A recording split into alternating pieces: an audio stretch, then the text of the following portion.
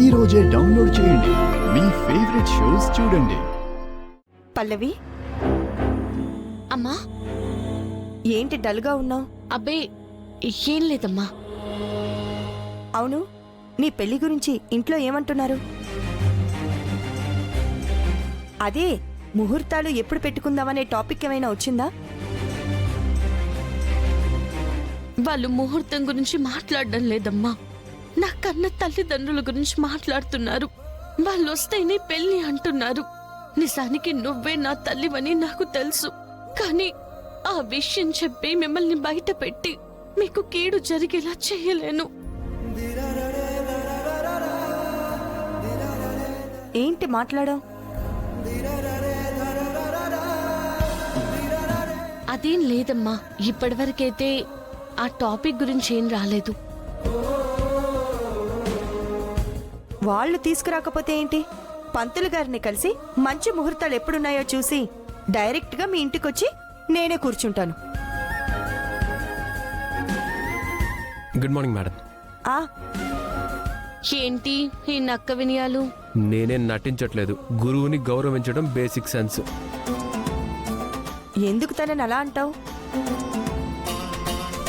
చరణ్ ఎంత మంచివాడో. కాబట్టే నిన్ను తనకిచ్చి పెళ్లి చేయాలనుకుంటున్నాం.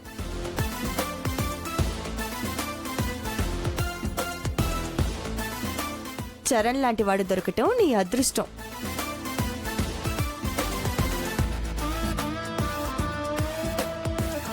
సరే, నాకు టైం అవుతుంది, నేను వెళ్ళి సైన్ చేయాలి.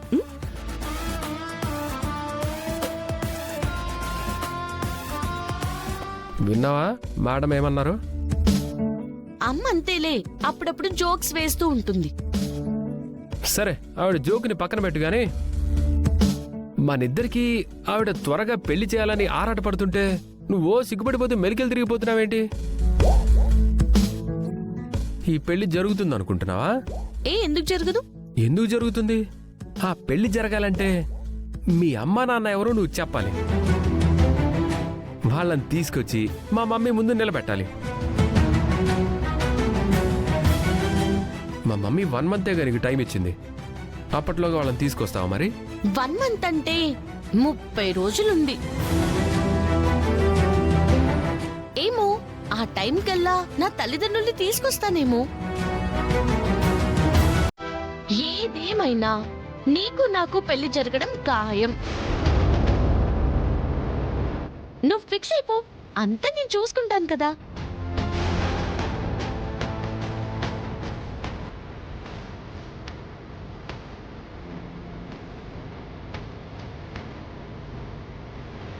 పల్లవి అమ్మా నాన్నలు ఎవరు అని తెలిసినా ఆంటీ ముందు బయట పెట్టలేదు అని చెప్పావు కదా. అంటే తనకేదో ప్రాబ్లం ఉంటుంటుంది. అప్పుడు తను డల్గా ఉండాలి కదా. చాలా యాక్టివ్గా ఉంది. తీసుకొస్తాను అన్నట్టుగా మాట్లాడుతుందేంటి?